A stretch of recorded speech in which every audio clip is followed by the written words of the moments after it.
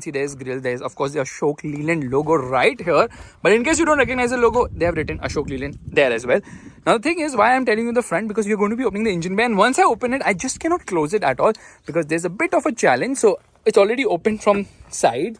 Now there is a bit of a hiccup here, which means that I need to pull it out, and yeah, there it is. Okay, the bumper is gone. So you can see, what is this exactly? Sort of the engine bay or whatever you want to call it, but clutch fluid and all that stuff is given here. So in order to make changes or refill the clutch fluid or service the vehicle, this all comes into handy, of course. Now these lights have been added aftermarket. These are LED, I believe, so that white light at the night, easy to spot. Of course, it's huge, so you still find it easier to spot, and there's so much wiring and pipes and all that. Now it's very confusing to make a vlog on this vehicle, but still I shall try.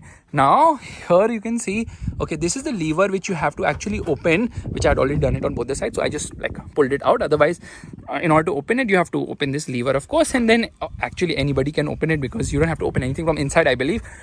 So here are the lights, and they have gone a bit inside. That is the indicator of the vehicle, and yeah, you can see, I think that is for the power steering or something of that sort. There's a proper towing hook, which is kind of different from what I've usually seen. Meanwhile, if you want to clean the windscreen, you can hold this and climb up and clean it as well. Now you can see the height is absolutely massive. Yeah, that's right. I'm going to come to the other side. You can see the mirrors also massive. The whole truck is so massive. It looks huge. Well, that's what she said. Anyways, it says U25180, the name of the vehicle. BS4 is the version, of course. And the tire size happens to be a 10 inch, I think. I mean, the width is 10 inch and I think the size is 20 inch, something of that sort. I don't understand the way they talk about tire size in trucks. Any which ways, I shall try. You can see so many lug nuts here and obviously steel wheels. Meanwhile, there's so much stuff here. Now, this is the oil for this mechanism, which puts the tipper up. So there's that oil. This is the radiator. Actually, this is where the coolant goes for the radiator of the vehicle. And that's not all. There are two batteries inside. So this is where the battery actually goes. Two of them. Now you can see the cylinders, two here and two here as well. This happens to be for the braking system of the vehicle. I was going to say car, okay, because it gets air brakes, of course. Everything actually works on air inside here.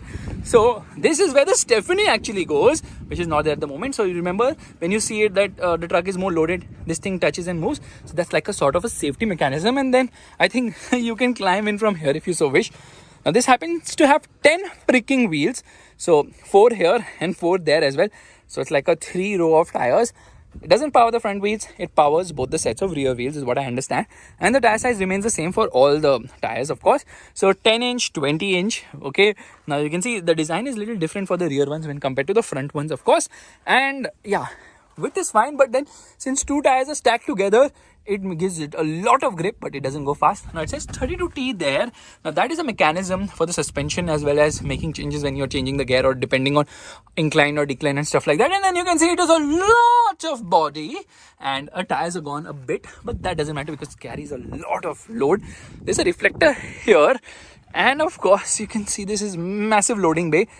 Coming to the rear of the vehicle, there is actually a fog light placed there. Seems a little bit aftermarket to me. And then from the rear you can see it's absolutely massive. The tire size is bigger than that on the Lamborghini Aventador.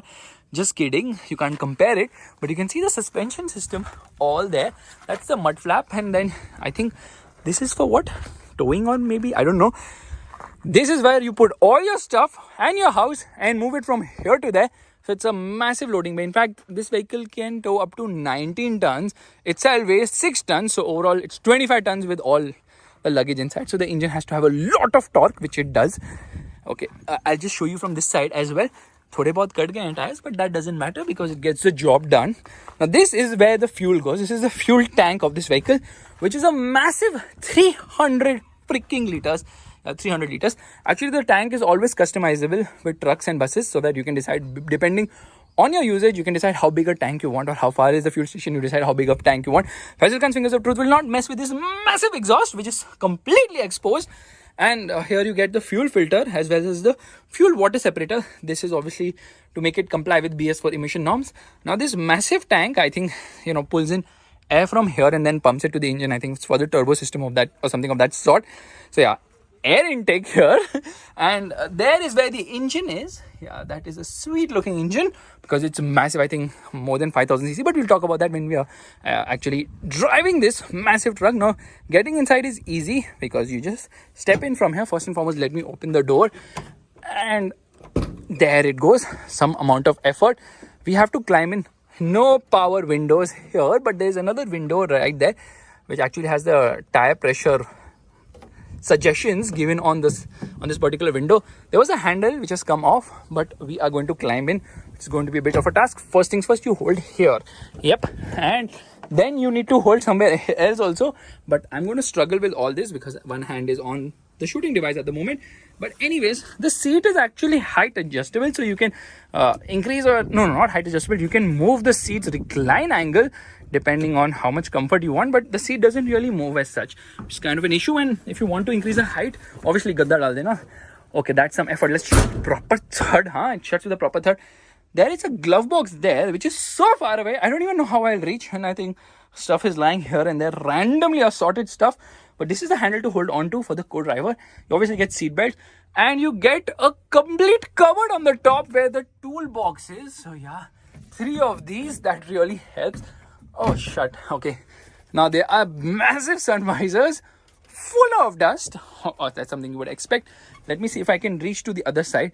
Now there's a 12 volt charging socket. It's not a 12 volt, it's a 24 volt charging socket. Okay, that is also a cigarette lighter, by the way. No audio system in this particular vehicle. This is actually the handbrake, and this is for the blower, for the air conditioning system, I believe, or just for the blower as such. Lot of buttons. There's some storage space here on the top as well. There are the vents for the air, of course, and the dashboard is massive in terms of size, like really very massive. How do I get that side? I really want to open that glove box, so we're just going to manage to get there somehow at least. And here we are. Okay, this actually comes in the hand. It's kind of broken at the moment, but yeah, that's also big enough. Now the main thing you guys want to know is how do you operate stuff. So usse pehle, first things first, lot of buttons. This is for the hazard light. This is for the light, I think. Oh god, what is this button for? Some of the buttons you don't even understand what they are for, but probably for the light. And this is actually when the engine heats up, you press this button and then kind of cools down, restricts the RPM or something of that sort. Even this EDC button, I think I'm getting confused, but it's to manage the air in the systems. And okay, forget it. ABS, headlight leveler, and this is for the taking the tipper up. Okay, this is for the blower, of course. And let's do one thing. Let's turn on the vehicle. Before that, let me remove the key. It also gets this bottle holder on the top. Just kidding, that's just randomly put. This is actually the horn. Listen to it, okay? Yeah, horn is actually nice. And these are the keys. Okay, it turns on very smoothly. Here you go. Yeah, there it rose to life. The blower is on at the moment. I can feel some air coming from somewhere. Okay, I just need to shut this. Yeah, no, it's not shutting. So it's in its own mood, but that's not important. We just shut the vent for, oh my god, so much dust. There is no horn in the center. That's kind of weird, but it shows the horn sign. I don't think it's working. These are the controls for the indicators as well as the light. These are the controls for the wipers. Let's use the wipers right away. The wipers have also gone for a vacation at the moment, so they decided not to work. Yeah, the wipers have gone for a vacation. I have to pull up. No water spray coming. Oh, the water spray is coming. Wipers are not working, so wipers have taken a vacation. Steering is humongous. You get this pressure, which I think is for some of the pneumatic systems in this vehicle. This is obviously the temperature meter, this is the fuel meter, and this is the speedometer, and there is obviously the tachometer. In fact, it's telling you how many hours you have driven this probably, and this is telling you the kilometers, and also it's kind of complex but not so much complex. Now the most important thing is, if I want to bring this up, how do I do that? For that, oh my god, there was a proper system in place. I keep forgetting. Okay, I need to press the clutch. Okay, you are on the clutch. There's this thing. Okay, can you see this? We need to put this down. Okay, there's a red switch which needs to be pushed forward as well. I need to be on the clutch, and then I press this button, and then I slowly accelerate. So when I accelerate, this thing will start going upwards, and now it's going up. As you accelerate, obviously this thing keeps rising and rising. It goes all the way up. The more you throttle, the faster it goes, I guess. So the engine is actually powering this mechanism. Let me get out from here. This is the handle. How does it open? We need to open it from outside, I believe. Where is it? Yeah, I kind of figured that out. Oh my god.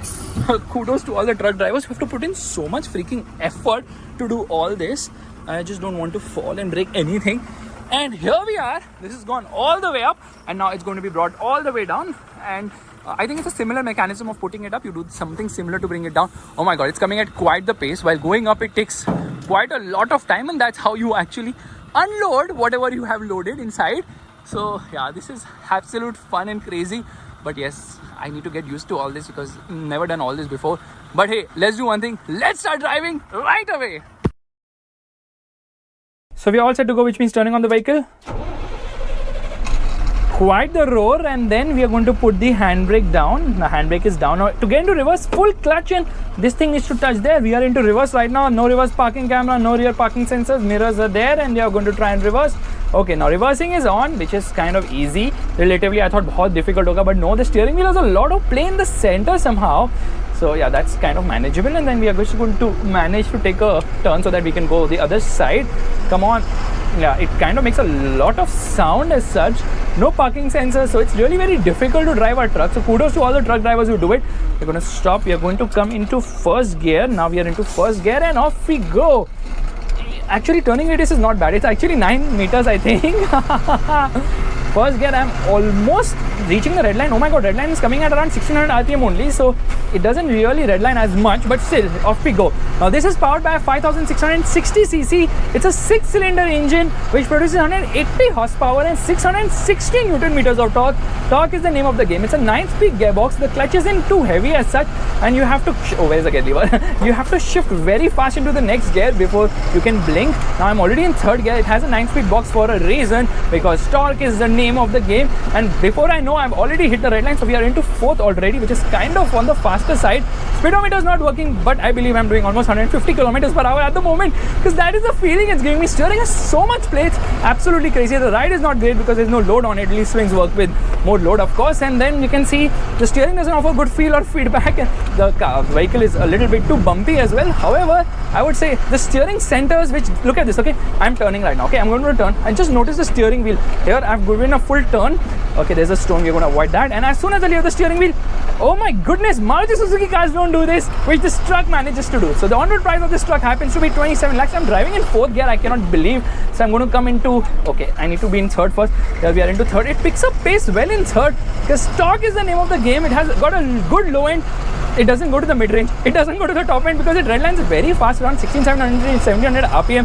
Well, that's fine. I'm really enjoying driving this, but it's not about speed, it's about precision, and you have to be careful not knocking a tree or two off, because that's what I feel I'm going to do any moment whatsoever. The horn, that is the swag. I have to get into fourth gear, and we are into fourth right now. Full speed. Doesn't really matter. Actually, very much fun. Great tech. Maybe an automatic gearbox would be a big boon as well. So guys, this is my vlog of this amazing Ashok Leyland. What am I saying? Ashok Leyland. I forget the name of the vehicle. U2518.